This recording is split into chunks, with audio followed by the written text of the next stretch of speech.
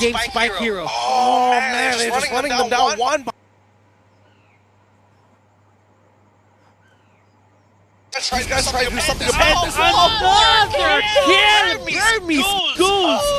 They just go at it! They're not letting Bern breathe! Honestly, does anybody remember what KCP said about this? Because when they said Burmese Ghouls are great at first turtle, and if they can snowball off of this, they're kind of getting those vibes here right now. And looking at it, Carl just got his Raptor machete 6 minutes in. That is how annoyed. That is how delayed Carl is in terms of the items. And all it took was maybe here after picking up the blade armor, he can afford to do this. And even if he dies, I think that's worth it overall. You do have a Mount Shocker to buy some time. And right now, that's going to be Kid jumping in. Maybe once more. And maybe he's not backing down. Even if you have the Valor, even if you have the backshot, they are not going to stop annoying Carl easy because this is the strategy that they went for. Maybe here is the next target. Blazing Duet will get thrown out. He doesn't have the skill. He doesn't have the skill to get over that wall. But right now, Burmese Ghouls, they're just clobbering at Bern Esports. Rebo here trying to get away. He uses Flicker. Lusty can't find the opening and can't find the perfect way of the Dragon so that they can stop Burmese Ghouls from just entering their jungle. What is happening here? Burmese Ghouls is choosing the right place at the right time to fight. They are just pincering Bern Esports almost every single fight. What this feels like is a death by 1,000 cuts. I know that we're at 7 minutes in, and slowly but surely, Burmese Ghouls are choking out Bern Esports. Now we're looking for that mid-game spike, right? We're looking for Carl TZ to actually build more than just his Raptor machete. We're looking for him to pop that blazing duet into 2 or 3 softies, and then just call it a day. Snowball into maybe a wipeout. But they're just not finding that window. It seems like Bern Esports, it's like their inner clock, their timing is also pretty off. And maybe here giving information to the side of Burmese Ghouls that they are taking the Lord. D will try to go for the enemy team here, and that is going to be Few in the middle of everything. Flap easy, trying to control the fight. There's the Mountain Shocker, hitting multiple people here, and Kid is going in with the tail. They get punished once again.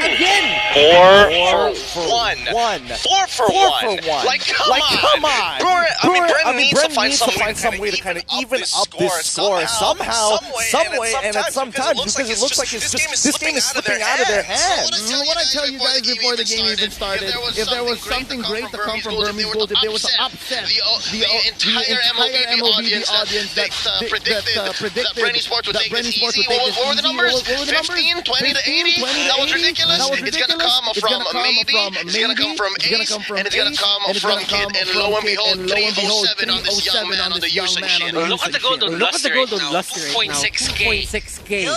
Hilda has 3.7. He doesn't have enough items to just tank up the shots that are coming here from the side of Burmese Ghouls. He has a lot to think about. He has the Matilda, he has the Lunox, and he even has a Hilda that's at 6 stacks. That's going to hurt. It really does, and not to mention that Few as well. Like, he's been struggling to get ahead. He really needs like at least one to two complete items to really start being able to push them back. And I think more importantly so is that D has a very good idea. He sees Few, he's going to target whoever Few is going to be nearest to, because at the end of the day, that Black Dragon form doesn't get affected by the searing torrents. There's only so much push you can do against a big Black Dragon. Actually, with this skin, it's silver, but slowly but surely, Burmese Ghouls taking control of the map.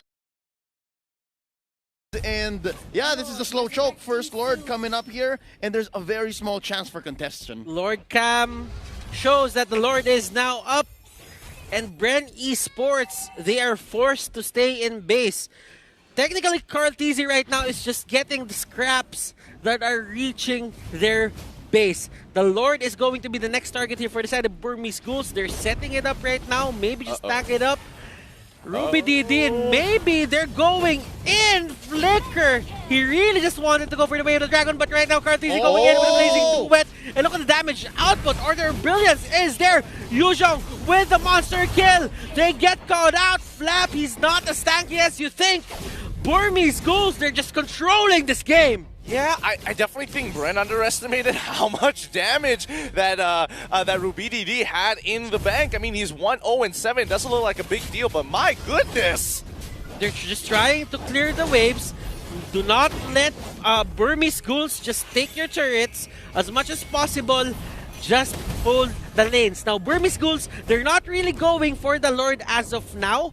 They might just want to wait until they get the 12-minute mark so that they get the Luminous Lord, but that doesn't seem to be the case because right now they're just going for it. No time to waste here. Again, once you get Lord the first time around, your siege minions get enhanced. So if you're choking your opponent out, if you're taking the time to wrap around them, choke out the resources, take everything away you can from Kaltizi. Hey, even the small camp right here, D's not cutting any corners, he's just taking everything he can, then all the more you should go for level 1 Lord. Don't waste any time. Yeah, I mean, look at this lead. This is the biggest lead we've ever seen here at M2. It is a 13K gold deficit for Bren. There's literally nothing they can do at this point. Every single fight, Burmese ghouls will have full control. Ace just needs one more item for the item lock, and here's the siege. Black Dragon form is there. Bren, they know that they have to give this up. Mountain Shocker spots out every single one of them. Flap gets caught out outside the base. He uses that roll to just get out of the way, and all lanes here are pushing to the side of Burmese ghouls. The Lord might be down, but it did its job. It took down the inhibitor turret here for the side of Bren Esports. And relatively no cost too. No lives, nothing. Like, no trades. They choked in Bren Esports, they kept them in, cordoned them off in their own from behind, not even a chance for Kaltizi. The pop, the blazing duet, and they are looking for the finish. Ladies and gentlemen, the Burmese ghouls are not wasting any time. No, Rebo is the last man standing. Burmese ghouls take a 12-minute game versus Bren Esports. Burmese ghouls at match point. Wow. Wow, that has to be one of the fastest games, the biggest deficits we have ever seen, and one of the biggest flex. Who ever sees a Lunox one-shot their opponent with brilliance? And yes, indeed, we've never ever seen that before. One of the biggest highlights here is just how they've been able to secure this high goal lead in such a short time, and the Myanmar side has drawn first blood. We got a lot to talk about to break down the entirety of this matcher, and now Bren Esports put against the wall here to react to this situation. What exactly went wrong in this game one? Something tells me that as nice as it is to just plan for Kaltizi's power spike, as nice as it is to say, okay, even if we lose the early game, Claude is a very mobile marksman anyways, it's just too much to think that your opponent will just, okay, we can't invade as hard, or okay, they're very, very defensive in the mid game, maybe up until 8 to 9 minutes. But they're counting on the fact that the Burmese ghouls are docile. They're counting on the fact that the Burmese ghouls would not find these little moments to just invade and call Bren Esports' jungle their own home. And that's essentially what happened here. Not a minute wasted after that first Lord. The writing was on the wall. It was just a matter of pushing in through mid. And then, yeah, as y'all said, 14K gold lead. Every single fight you pick at that moment, unless you're just standing there letting your phone down, you're going to win. I think it's one of those situations where it's like you see it on paper, you see it in the VODs, but until you experience it, you don't know how much of a snowball that's going to be. That's right. We're going to be passing over to our analyst desk to break it down even further. Take it away, LaFell and Wolf. Hello everyone. So first of all, I just want to say to all my fellow Filipinos that I'm so sorry for voting on Bren. Maybe that gave a very big influence. But either way, Yuzong still super strong in the M2, and we can see that Lunox has been brought in. Now the thing is, Bren Esports is a super aggressive team, but Burmese ghouls just seem to be much more aggressive. That's right, LaFell TZ. Thank you. I appreciate it. I feel more Filipino now. You know what? I think that this is such a good. I don't know if I'm gonna describe this perfectly well to all esports fans out there. It's a good tempo type of draft, I would say. Yep. For the side of Burmese ghouls. Now, before I talk about that, I also want to say that the lineup of Bern Esports, it kind of looks disconnected to me because they want to go for this funnel everything, all the farm to Carl TZ, but there's really not much to bring that to the late game because they only have this Valier. They don't have the best wave clear unless, of course, the Claude really pops off. Now, the tempo-based lineup from Burmese Ghouls, it was played perfectly well. I love the aggressiveness from the Yuzhong when you pair it up with the Lunox. It's so massive.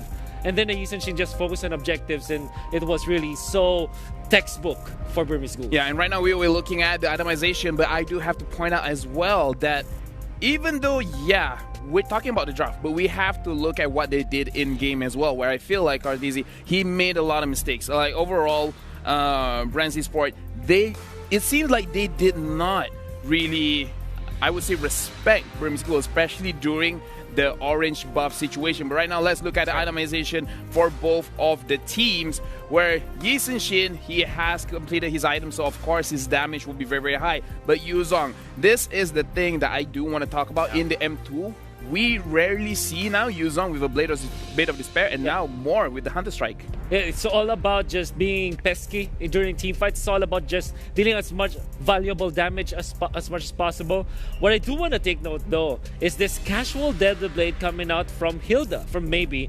Kind of picked up early, it then paired up with the Blade Armor. It's just checkmate at that point. You don't have that massive sustain from the members of Bern Esports. Coming out from the Bastions Revitalize, as well as the lifesteal from Claude, and of course the sustain from the Lapu Lapu. And then you pair it up with not even the Durance at this point.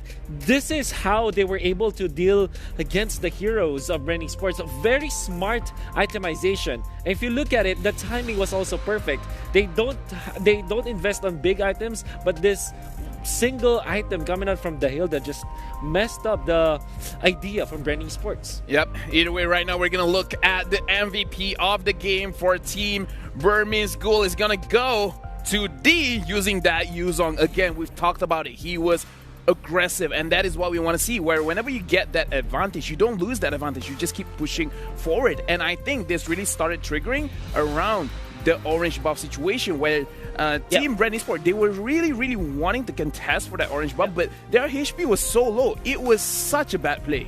That is why I feel that this is a tempo lineup. That is why I said that. Because they are setting the tempo with this Yuzong. I think D really mastered this hero. He knows that he can participate in team fights, particularly in when you start with the second orange. Because the first orange or the first set of buffs, maybe you're not that strong enough. But in the second and the third and the fourth, if you just become aggressive against Carl TZ, and that is exactly what happened. With him combining with Hilda and of course his ultimate, they were really strong at that point. I remember that kill. I was kind of shaking my head why Carl TZ was caught in that bad spot. But again, this is off of the fact that D on his Yuzong was perfect with his timings. Yeah, and I really like looking at Burmese Gold. They look very comfortable on stage.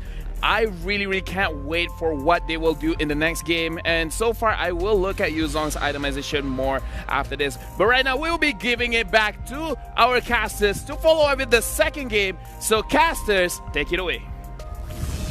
And thank you so much, LaFell, as well as Wolf, already pointing out some of the great stuff coming into Game 1. And also, we would like to thank Toomey for being the partners in esports for the M2 World Championship, as the journey begins with the side of all the teams here to be crowned as champions of M2 has been perfected with the latest Toomey luggage and backpack. You can bring your gear anywhere with you safely without any worries. Be sure to check out Toomey.com/esports to perfect your own journey and enjoy the M2 competition. We also want to say thank you to an established distributor of many well-loved consumer brands in Asia, SUTL. The group is proud to be a 2021 MLBB partner in esports for Fiji Water, Aik Chong's It's Cups, and Mountain Dew. To find out more, visit www.sutl.com. That's right. You can also catch the live streaming of this mega event, Mobile Legends BangBang M2 World Championship 2020, held in Singapore for free on MeWatch from the 18th all the way to the 24th, and a total of 12 teams from 9 different countries, that includes all the Singaporean countries, have been on board competing for that $300,000 of USD. Do support your favorite team and witness history in action. So we've already got that one wrapped up. We're going in for our upcoming game in game number 2. I'm pretty sure there's going to be a lot of things to work on, but yeah, that was an explosive game 1. First things first, if you're not banning Yu Sun Shin, pick him up. I think that really does spell victory for a lot of lineups right now. And easily said, it's not just because of how versatile he is and how much damage he deals all throughout every stage of the game. I really do think that the Mountain Shocker is a big deal. Mountain Shocker helps out, and the fact that for Burmese Ghouls in game number 1, they have a Hilda that can just face check anything, and they have Mountain Shocker, like they have full just information, and information is key. Yeah. I think it was really just a battle of Maybe and Lusty. Maybe did a lot of openings there, found a lot of openings there for the Yu Sun Shin, for Ace. Way more proactive. Way more proactive. Now, Lusty was trying to find his way.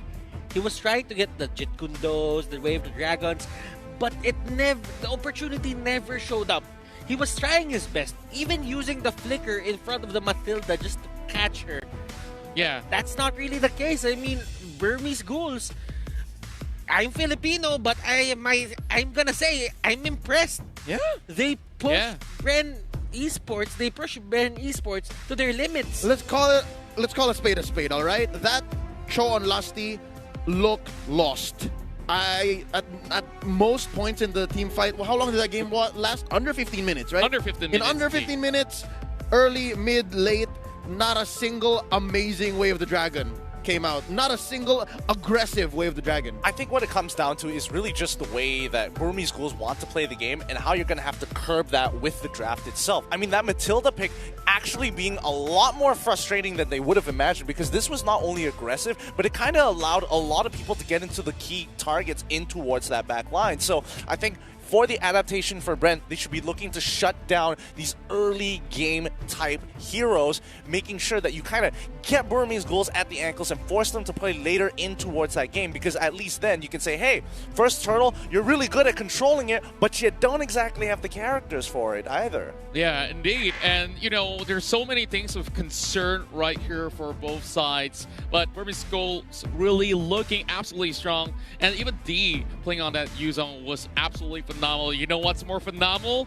We do have great news for all of you guys out there, because today we're pleased to announce the launch of the new anniversary season of Magic Chess Blazing Hammer. The new adventure will officially begin on January 30th, and there's the new upgrading system, Blessing, the little commander and map, all synergies to revamp, and free trial of advanced skins awaiting for you. So make sure, mark your calendars, and claim your free permanent skin. The way that Burmese Ghouls play, it's like they flood you out with problems. They have the Hilda, it's the first problem. Then the Matilda gets the level 4. You actually just put it out there, and she becomes another problem. Then the Yu Sun Shin, then the Yu Zhong, then everyone was a problem. That's what happened. I think more so you got to keep in mind that a lot of these fights were happening within the jungle, and I think that's the biggest point of contention here, because again, when you have something with such great AoE and you're kind of forcing them into this funnel where it's not exactly the greatest, and with slow rotations from Lapu Lapu, I mean, in comparison to Yuzong, of course, it obviously looks like it's so lopsided. It's like, oh my goodness, Yuzong is there. He's already in the backline, and Lapu is just catching up. Yep, and the fact that fights are happening in these tight spaces is already a nightmare for about half of the lineup of Bren Esports, right? Exactly. You have the Baksha who want to pin people down and dance around you with the Puissance as much as possible. You have the Valier who at some point is like, I just can't walk through this. My spells can only reach so far. And then you have Lusty, who I just feel so much for, because without those dashes, and if, again, you're so aggressive and you're so desperate to get something in, you're flickering into a Matilda's face, those walls in the jungle really just don't do you any favors. So yeah, I think in a macro perspective, just in easier terms, Bren Esports, to win this game number 2, to force game number 3, one of the things they need to do is to make sure that they play their game. They don't walk into these troubles, these problems, as Butters put it, from Burmese Ghouls and even from themselves. Indeed, and we're already seeing a couple of bans coming in towards phase number 1. Share me your thoughts, because I'm seeing whatever you guys pointed out. The Yi Shinshin has been a big issue. We've also seen the Matilda being axed out, lost with Benedetta, as well as the Natalia. So what are you guys thinking at the moment? Well, Burmese Ghouls wants a step in the right direction. They forced Bren to be reactive in terms of drafting. We know that Bren Esports is a team that just likes to ban out a lot of the strong meta heroes that they do not want to see in the hands of their enemies. But with that certain Yi Sun-shin, you made them react. Yeah, and I think, you know, more importantly here, Bren is posing the question, it's like, do you want to give me Esmeralda? I don't think Burmese Ghouls are going to let that go, but the question is, what are they losing out? And that's going to be the Jawhead. That's going to be options like Cho. That's going to be the options like Selena as well. That we honestly we haven't been seeing too much, especially as the days go by. Yeah, no, but what's dangerous about the Selena is she needs to be able to perform at such a high level that, again, we talked about this, a losing team with a Selena in their lineup is literally just vision. Right? So I guess you pick up Sylvana here. Matilda banned out. You pick up Sylvana and threaten the flex, right? You can put this onto Few, you can put this onto Lusty, at least you're wide open. And I guess right now for Bren Esports, that's one of the best ways they can use the first pick. Yu Zhong will be the next pick here for the side of Burmese Ghouls. It worked wonders for them, and they're just gonna pick it up. Who are they gonna go for their second pick in this game? They could go for a Cho, probably a Jawhead. Yeah, I would say Jawhead is a pretty good shout for the side of Burmese Ghouls, and this just gives them a lot more flexibility. Doesn't show too many of their cards. Bren Esports, on the other hand, my guess is that they're thinking like, we could easily lock in Lapu Lapu, but they saw what happened previously, and now it's in their heads like they showed Lunox as well. That's also a pretty darn bad matchup for Lapu. Regardless, the Brilliance can get you out of a ton of situations, so offlane may not necessarily be their priority, but they just got to take it. And they get a synergy between the tank and the mid. They have the Sylvana Farsa combination. For Burmese Ghouls, it's all pressure. Pressure that knowing the enemy is there with the Jawhead and the Yu Zhong, and pressure that comes out when you don't see the enemy. All right, you know what? This draft by Carl TZ, you're not going to have a good day, right? You have Selena, who will just ward everything on the side of Bren Esports' jungle. You have D, who at some point will just not care and will pop the ult just to get to Carl TZ, as he did game number 1. And then you have the Jawhead, which will just boop, over through the head, throw over your purple, your orange, doesn't matter. You're not going to get this buff as early as you should. So right now, it's very clear. Sometimes your Achilles heel is just all you need. And so far, it worked game 1. They just need to do it one more time. I mean, speaking of that, I mean, Aaron, it looks like you had that moment of revelation there. What's going on with you? Well, I'm definitely looking at how this is going to be working for the South Burmese Ghouls. Like, essentially, thinking back of what Leo just said, as much as that could potentially happen, but if they manage to put Burmese Ghouls a little bit behind in the early game, as you said, the Selena is going to be a walking ward in that sort of sense. I think more importantly, we're looking at the bans. I think this is a little bit more of a tell as well. The Hayabusa is going to get taken out. The Luoyi as well as the Lancelot. Luoyi, I mean, clearly they don't necessarily need the Luoyi for the side of Bren. They already have the Farsa. Yeah. So why exactly would they ban it out? They kind of want to open up the draft a little bit more to say, hey, you've got a lot of magic. You got a lot of magic damage. That's totally fine. However, I want to make sure that you don't have any diving capabilities to get into my backline and things that are just overly powerful and can dodge a lot of abilities like the Lunox, like the Hayabusa. And right now, Burmese Ghouls have revealed their core, their jungler. That's going to be Ace on the Claude, unless they pull us a Rope-a-Dope and play a marksman in the side, gold lane Claude, and then y'all pick up something like a Ling or a Roger to put in the actual jungle. Now, Bren Esports, haven't we seen this draft before? Is this not the 4-mage draft, possibly? I mean, Wan is still available. 1-1. I'm seeing 1-1 as the last pick here for the side of Brent. 3 mages, that's enough? But they could go for the Harriet as well. 1-1 is definitely the best call right here after, that sort of debate, which they could have gone either ways, right? And now with only Ruby DD to go, what should he actually get to be able to, answer what Bern Esports have put up on the table? Because you got those really high mobility, and especially when you get a Harley and you have to deal with the crossbow tank eventually. So this Jawhead definitely has a lot to work with. The thing about the 1-1 and Claude matchup in terms of being marksman is Claude can be put into the jungle side. So Burmese Ghouls, they might just want to go for that, or they can go to the side lane. Now, the only difference I'm seeing to be... Oh my... Okay. Wow. Wait. Okay. Are we having a little bit of flashback here? A throwback back to the past? Going on a time journey, because I'm seeing a Diggy right here, the first to be played in the playoffs. And this is one of the certain weaknesses that Bern Esports has. If someone just annoys the hell out of Cartesi, he loses his cool. Yeah. Well, I think it's mainly to punish the Sylvana more than anything else, to try and be like, oh, if Sylvana wants to actually go in, you just use the time journey and the reverse time to try and pull her back. She doesn't really have an escape mechanic afterwards when you have the reverse time on top of her. But this could honestly go either way, and I think Burmese Ghouls, very much in their playstyle, still want to snowball out of control. Might I say, it could just be both of that, right? It could be that you punish the Sylvana, you make Lusty's life a living hell, and just the same, you go all Invasion McGee. Like, you can plant those auto alarm bombs, and you can just make sure that Cartesi again. I think that's the name of the game. I think right now... Oh, you can go ahead. Yeah, I'm pretty sure that you guys will be able to banter that. We're already in the Land of Dawn, Game 2.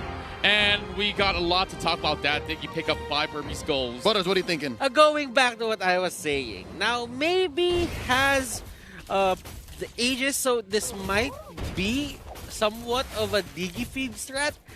But for the side of Burmese Ghouls, it's not about control Cartesi. It's about control Lusty. No, the thing is, a feed Diggy strat doesn't have to be a feed Diggy strat if you're winning. Yeah. If you're able to get those free kills, because Diggy does deal quite a bit of damage, you don't have to think about it like that. Yeah, what in the world happened to Rebo there? Did Rebo... Wait, hold on. I'm wondering whether or not he got... No, there's no way. Even if you took Smart Missiles or Ejector first, there's no way you'd be getting chunked out that low. He was dueling with a high and dry fighter Jawhead. But there's no way he would catch up to him almost ever, unless he walked up too far, unless he got punished by Ruby DD, who's probably hiding in a brush. Yeah, most likely. Because I think in terms of items, the 1-1 doesn't get the movement speed or the boots early on, while for the Jawhead, they get that. They go boots first. They go boots for the side lane. Yeah. And now, as you can see it, he got the boot now. The boot.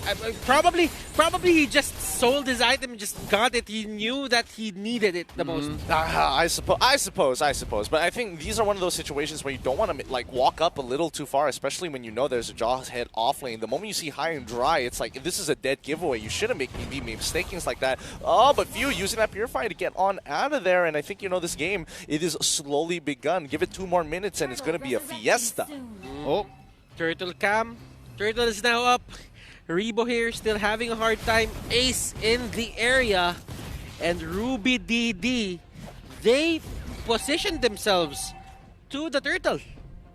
I think they're going to start it up. I'm looking at where Kid left his traps. There's got to be some in the bush, at least entering this greater turtle area right now. Oh, that's going to be Cartesi. And Flapteasy coming in. Oh, first blood drawn here by Cartesi. Down goes maybe. But that's, I guess, what a Diggy does. Anyways, Cartesi looking low. Oh. And these finding these pickups on Carl like it's nothing.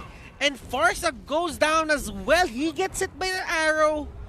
And man, oh man, Burmese Ghouls are just controlling the early game.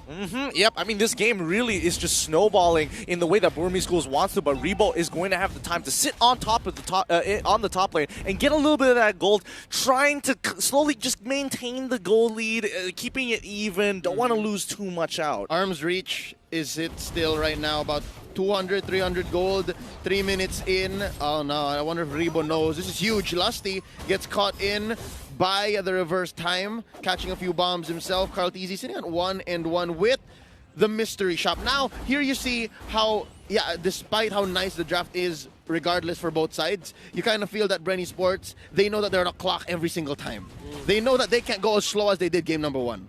They couldn't really control the early game here for the side of Burmese Schools, even if they had the Claude. When Bren Esports used the Claude, they were controlled heavily by the side of Burmese Schools. It just seems to me that they cannot return the favor. Yeah, I don't think they have enough items to start pushing their agenda just yet. They need a little bit more time for a lot of their heroes here, but I think you have to give it a Flapteasy. After finding that first initial pick onto Diggy, it's looking good, but now he's going to get jumped on, and rotations are being made. Don't think it's going to be too big of a deal here. I mean, even topside, you can see Burmese Ghouls just potentially looking to gank. And we are going to have a pause. Raptor Machete is now up for ace. In terms of stacks, I think it's probably at 12 now. It's gonna hit 15 in just a bit.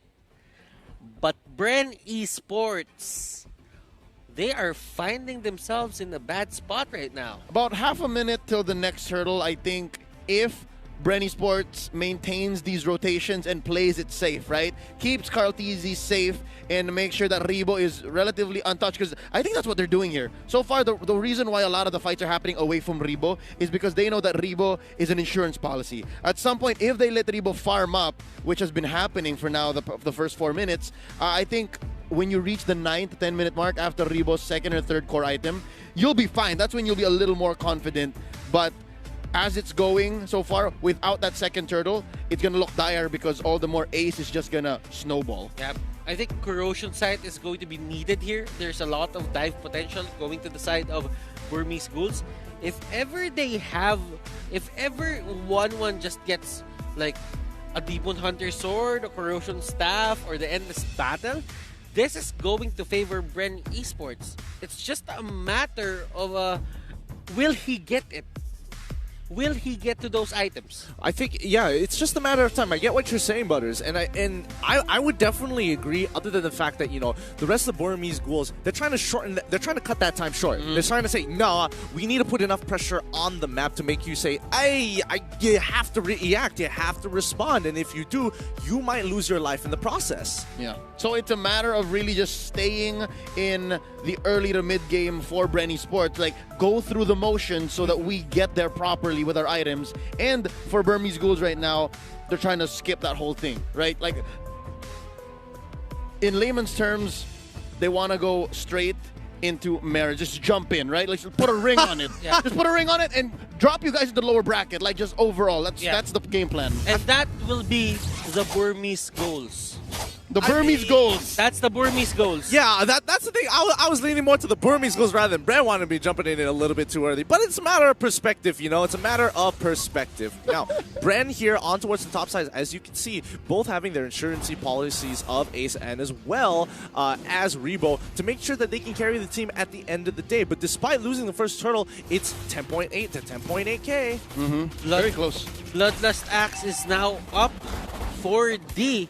Toughness Boots will be the boot of choice for that Claude on Ace. Turtle Cam is now up, and as you can see, Burmese Ghouls, they're ready to take it. Oh, the doctor almost went down. Oh, that was so scary again. It happened. Oh, that's going to be a feathered airstrike. I think Ruby DD's going to bite it. Oh, that's going to be Carlteasy laying down the law. Close one. And still nice steal here by Ace. He's going to go for the Blazing Duet. Oh! No, that's Flapteasy. Flapteasy makes him pay. Oh my goodness, that is going to be the fight that D wants. He tries to go for the counter initiate. Few on the other hand, he escapes. Carlteasy here trying to make the most out of this. Maybe he will go down, maybe not, and maybe he will live. Oh my goodness, I don't know, but I've been noticing for the entire M2, how are people getting away with 1 HP more times than they should?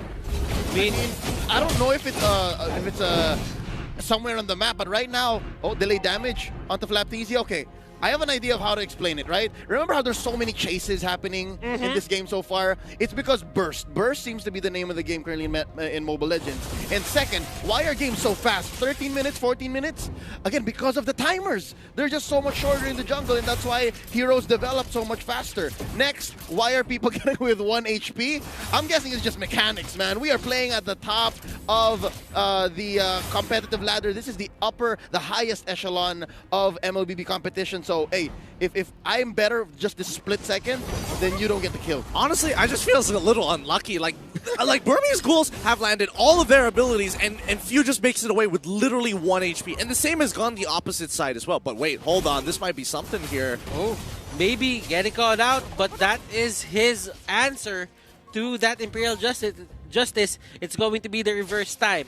Now, onto the top lane, we're seeing Carl here try to control the lane for a bit with a Farsa, and 1-1 is relegated to the bottom lane. They're just giving him space, and he will be there, and maybe he will go down. That is going to be Deadly Magic taking his life. Oh, this is what they've been waiting for so long. And okay, now they've got a little bit of a kill lead, but that's not all, as they want to push a little bit further, especially when it comes to these neutral objectives. Okay, so now they have control over the jungle.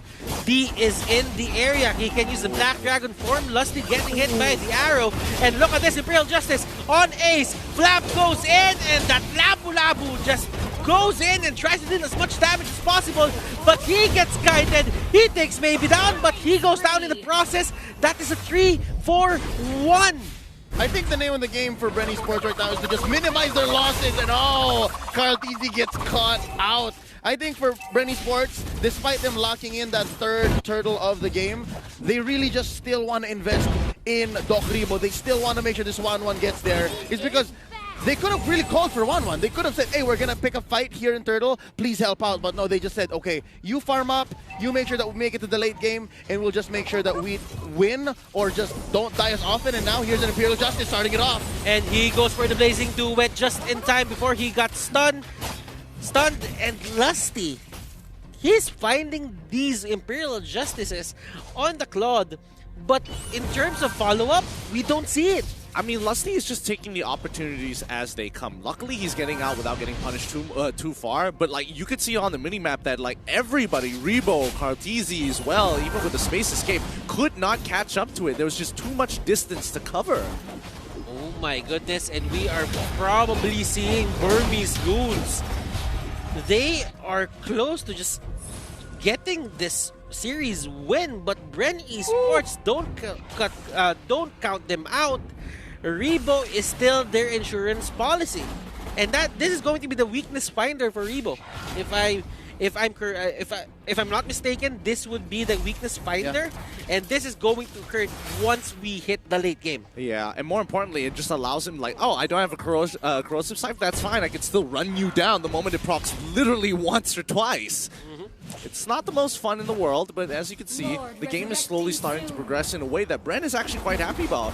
All right, you're literally, what, 2K ahead of me. No big deal. As long as it's a 2K margin, one fight, we can turn it around, get our power spike, and then look to fight you later on. Yep, and I don't think they even need to win fights. They just need to survive fights and just live to see Doc Rebo with that MD, all right? Like, this is exactly what it feels like to have a doctor in your family. It's gonna take a while. The studies, oh, don't get me started. That's a decade plus.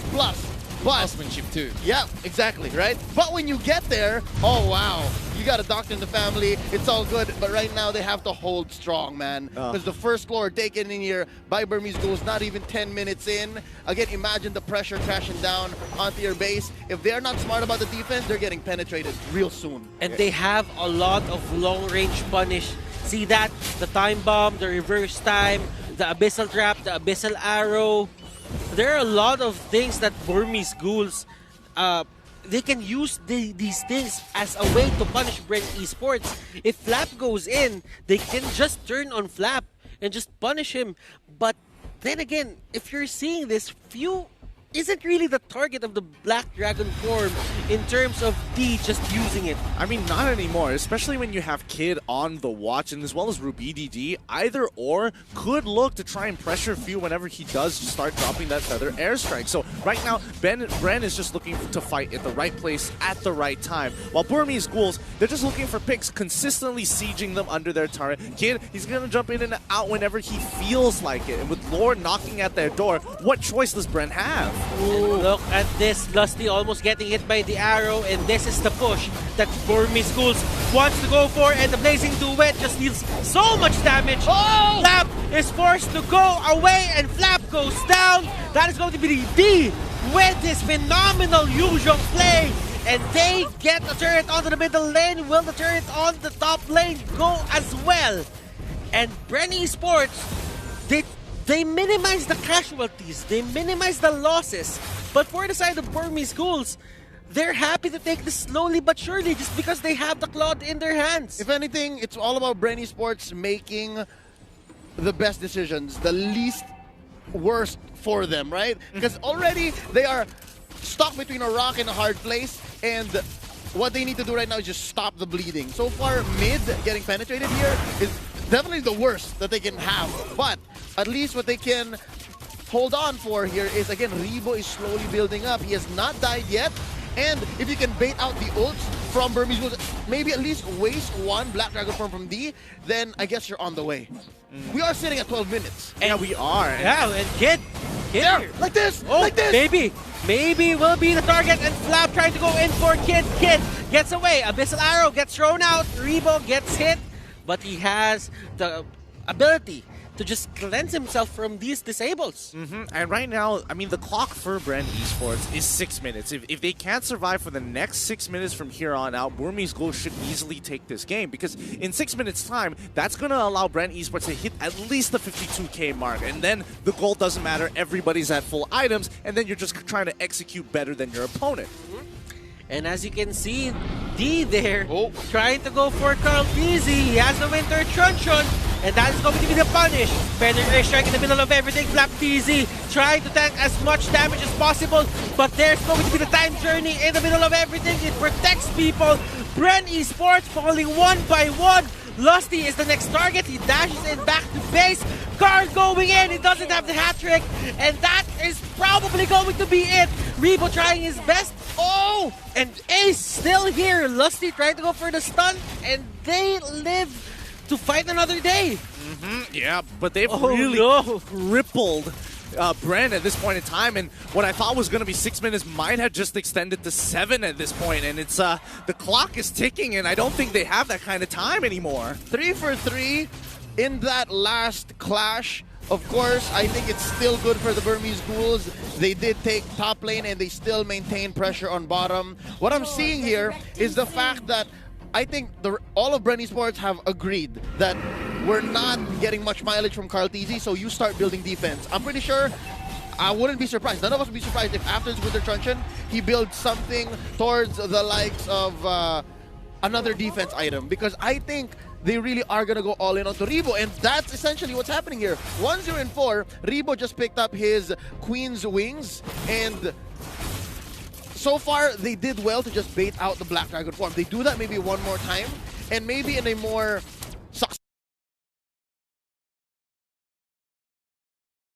successful area, maybe even steal for this Lord right now, then we might see that 7 minutes pass by. I might want to see Bren Esports here fight as a team, because the thing that they're doing, but hold that thought, RubyDD gets the kill on Few, and that only means Burmese Schools here have free reign of the Lord. Bren Esports, they are forced back, but D here, he is going to cut Rebo and Lusty, and Flap Easy will be their target.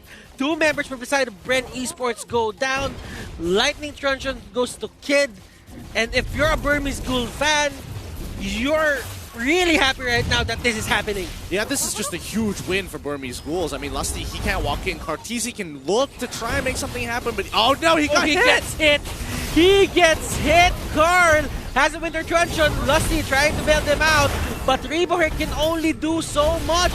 The Abyssal Trap will bite him in the end. He will go down. Few is up. They can probably defend this with a feathered airstrike.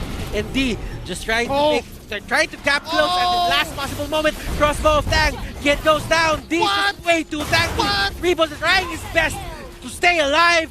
Burmese Ghouls take down Rebo. Flaptizi and Few they are alive and they are ready to defend. But will it be enough as Burmese Ghouls also take the Luminous Lord? Slow golf clap for Doc Rebo. He lasted what? 30-45 seconds more than any other 1-1 had business doing so. He popped the crossbow of Tang at the very right moment, and right now that just bought Bren Esports time to have another hero come in, respawn. So it's 4 defenders now going up against this Luminous Lord, and here comes D. And look at this, the Lord right now is just going in ace with a blazing duet. It takes down a lot of people for the side of Bren Esports. Few trying to go for the feathered airstrike. It will take down the Lord, but does that even matter as Burmese Ghouls head straight for the crystal and they just finish it. Wow, what a game. What a game. And it looks like the fans were right. The extra 0.6 made all the difference for the Burmese Ghouls to take it away 2-0, not even a 2-1 against Bren Esports. And now the Myanmar side has been able to secure the upper bracket final. One more step before they hit towards the grand finals, but we will see who will join them along the ranks, because we still have another set to go between Omega as well as RRQ Hoshi. With this 2-0 victory, this is a big statement from the Burmese Ghouls. Arguably, this is the very first upset all day today. A lot of fans will say that Bren Esports should have taken this, if not 2-0, 2-1, right? Given how much we know of the team and how well they performed in the group stages. But right here, right now, it seems like the status quo has shifted. I would totally agree with that, and I think, the bigger question, I know you guys would be the most disappointed if you weren't here sitting here on the caster's table, but what exactly went wrong? I mean, Burmese Ghouls did their homework. They did really good homework as well. They knew that if you force Carl into the marksman jungle Claude in game number 1, they would be rotating their draft around him. And they just made those small holes bigger and bigger and bigger, and they won from that. Yep. For game number 2, they did not give an assassin to Carl TZ. They were forced to pick the Harley, and I think that the Diggy was such a good pick. Yeah. The reverse time really just stopped him from going in and out of the fight. That's right. We've had a little bit of chat about this feeding Diggy strat that, Bren absolutely hates, and they honestly put that needle where it needs to be at. It doesn't need to be a feeding Diggy strat. It True. just can be a good Diggy strat, and that's exactly what Maybe did here. Super impressive. I'm excited to see and hear what our analysts are going to say about it, because I'm pretty sure they can tell us exactly how Burmese Ghouls just changed our minds and changed the setting, the overall atmosphere of M2.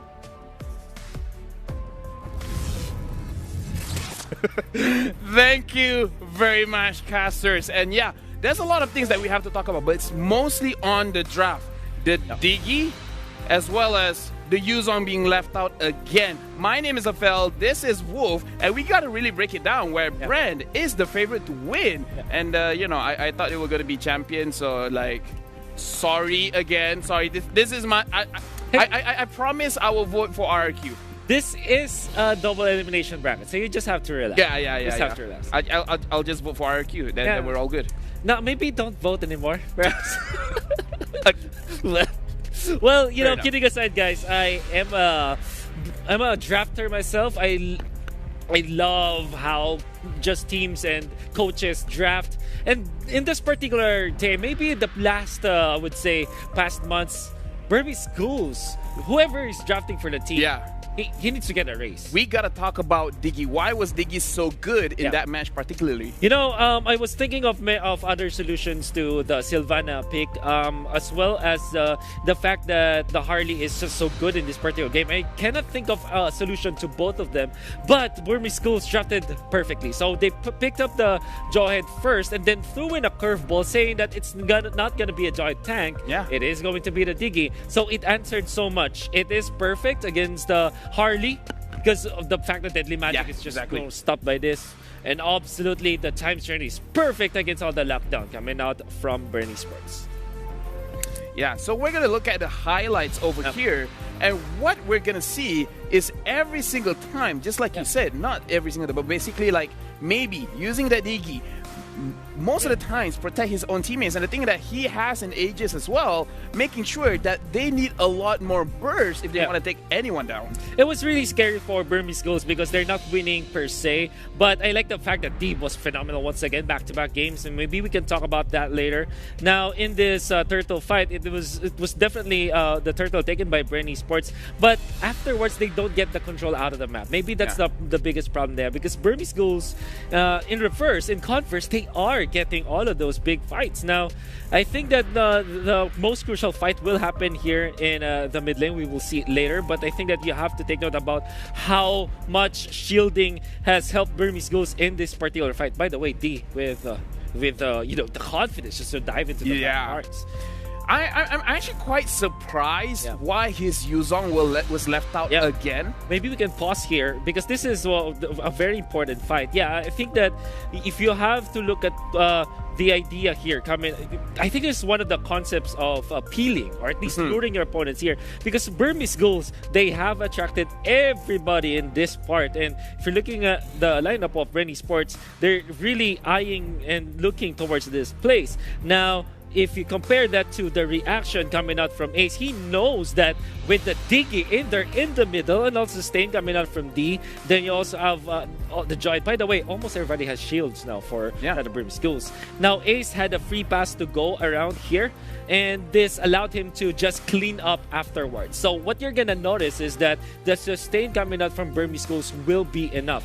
Now, for Bern Esports, they might have the Deadly Blade carriers, so they may have Durance at this point, but the biggest problem is you don't really have anti-shields. You don't have the true damage sources. You have so many anti-sustain, but not much anti-shields. And also the positioning from Burmese Schools was really immaculate in almost every skirmish that we saw in this match. Yeah, and I like the fact that we're really looking at all of these shields because before this, during the Athena shield time, everyone used that to make sure that, okay, I'm not going to get bursted down. But because Athena shield was slightly reworked, everybody loved playing burst just because it gives you that immediate success. But the thing is, now with the Diggy, usually we're like, all right, this is gonna be a Diggy feeding strat, but it's like, no, we're not feeding. We just want shields. We want a lot of shields. And a little birdie, I would say a little Wolfie, told me that Bren, they really do not like the Diggy. No, the lore of Bern Esports tells us that they hate that Diggy. Man, there came a point where the feeding Diggy strategy was used against some other team, and then afterwards, Brent just automatically first banned that hero all throughout. But that was a feeding Diggy. This time, it's completely different, and I would say this is the true form of how the Diggy should be played. But how does that feel for them? It's like, oh, it's not doing the feeding Diggy. We're happy. They didn't do it. They still lost, so I don't know, like, I guess they'll just continue to ban the Diggy. But either ways, right now we're looking at the itemization between both of the teams. And right now, let's look at the Diggy. It's not using a lot of magic damage-based items. It's mostly using the feeding time and just focusing on the defensive. Because at least in Malaysia, there was a conflict like, okay, should Diggy do, like, the magic build to have fat shields or just be as tanky as possible to be able to time your ultimate on time? Yeah, I guess this is more all about their... I think that if you're looking at just the items, it's pretty standard. No, if you're looking at Burmese Schools, however, this is not one thing that we can see right in the screen, but I want to tell you the timing for Burmese goals is much better, particularly on their course, because this is the idea of having like a dual support combination wherein you have the Diggy as well as the Selena, wherein they start in the middle, they help the marksman a lot. They are the bridge that connects the Claude into his win condition. That's a very metaphorical way, but all I'm trying to say is that they have babysitters to help them farm. Yeah, and if we look at the stats as well, nine buffs for the side of Burmese Ghoul, both orange and purple, and Brandy only got 7. So it doesn't look like there was much jungle control in the early to the mid game. It's only in the later stages of the game where we can see that Ace steals the buffs from the enemy team. You know what's very important? Look at the turret. It's 10-1. This is off of the fact that we almost forgot how big of a sieging hero the Diggy is. And how do you siege with the Diggy? You have a marksman or you have a heavy pusher, and then you also have the time bombs coming out from the Diggy. Zone out your enemies from behind. And when they do jump, just pop the time's journey and you're gonna be safe. Yeah, and then right now we can look at the stats as well. The rich guy as well as the carry is going to go to Ace with 848 gold per second, as well as 53,000 total damage. And the sandbag will be given to Flap TZ, and Forgotten One is maybe. Again, in M2, we've seen crazy drops. This is one of the first drops that we've seen with no tank, and yet he has a lot of protection in terms of the shield. And in terms of the damage bringing out from Burmese Ghoul, we can definitely see that everyone is involved, where even the Diggy has a higher damage than both the Yuzong as well as the Jawhead. You know what? You talked about how crazy the drafts are. In the past, in the group stages, there were many crazy drafts, but this one, you will attribute it to the leaning more on the genius side. Genius, yes. You know what? Because sometimes you get so creative, it doesn't make sense. It just looks good. It just looks gimmicky. But this one, it looks gimmicky at the start, but it made a lot of sense when you saw it during the game itself. This is a marvelous approach to drafting. I love it. I think that Burmese Ghoul so far have won my Drafters Award.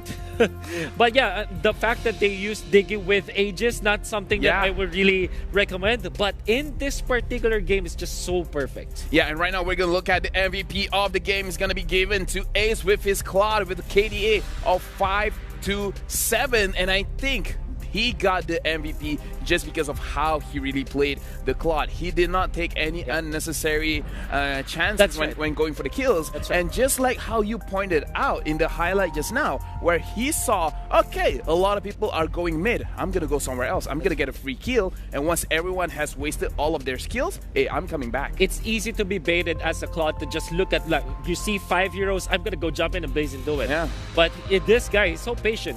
Not only that, he worked with his team. I love the fact that when they were trying to push, particularly into the top lane, they popped the Blazing Duet as well as the Aegis End Times Journey. Yeah. You know how many shields that will have. That was so much. But yeah, like, you can do that. Without that, it's not Blazing Duet, it's Blazing Do Not Do It. This guy. You win this time. You win this time, Lafel. Okay. Lafel TZ, you win this time. Yes, my name is Lafel TZ. But anyways, I love the fact that Burmese Ghoul, a lot of...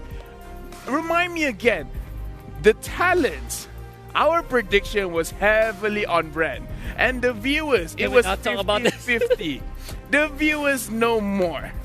Yeah. Burmese Ghoul, they might win. And speaking of which, our host, Joaquin Gomez, he got it right. You know what they say? The viewers are always smarter than the analysts. No, but but either way, that is it from us, because after this we do have to go to our other host, Lysander, to go to the interview with Burmese Ghoul. So without further ado, Lysander, to go to our other host, Brand Esports. Pretty shocking to the analysts because they were thinking that it would be a closer game, but Burmese Ghouls really showed their opponents that they wouldn't here to mess around. And yeah, I'm here with one of their players, Ace, who is their hyper carry or mid player, and he's going to share a little bit of insights as to how they managed to defeat their opponents, Brand Esports, considered one of the favorites in this tournament. Hey Ace, how you doing? How you feeling right now? I know you seem pretty calm and controlled.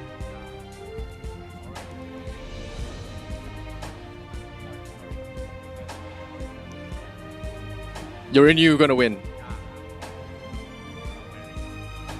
Okay, not scared at all. All right, but you know, a lot of people have been saying Bern Esports is one of the stronger teams in the tournament. Did you do any special homework to counter them? You know, like study their strategies, their favorite Backup picks? mic can hear. Backup mic can hear. Backup mic can hear. Can hear or not? Test.